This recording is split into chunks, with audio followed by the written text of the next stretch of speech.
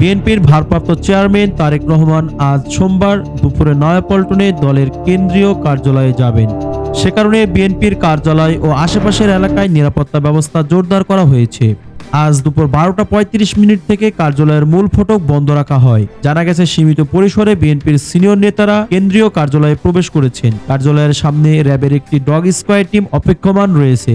কেন্দ্রীয় কার্যালয়ের সামনে বিএনপি এবং এর অঙ্গ ও সহযোগী সংগঠনের বিভিন্ন পর্যায়ের শতাধিক নেতাকর্মী রয়েছেন। এ বিষয়ে বিএনপির মিডিয়া সেলের সদস্য সাইরুল কবির খান জানান, আশা করি দুপুরের পর তারেক রহমান নয়াপল্টনে যাবেন। এদিকে এনসিপি ছাড়ার ঘোষণা দিলেন মৌলানা ভাসানীর নাতি। জাতীয় নাগরিক পার্টি এনসিপি ছাড়ার ঘোষণা দিয়েছেন একের পর এক নেতারা।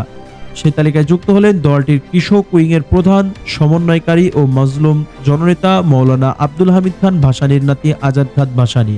রাতে নিজের ফেসবুক অ্যাকাউন্টে দেওয়া এক পোস্টে এনসিপির সঙ্গে সম্পর্ক ছেদের সিদ্ধান্ত জানান তিনি।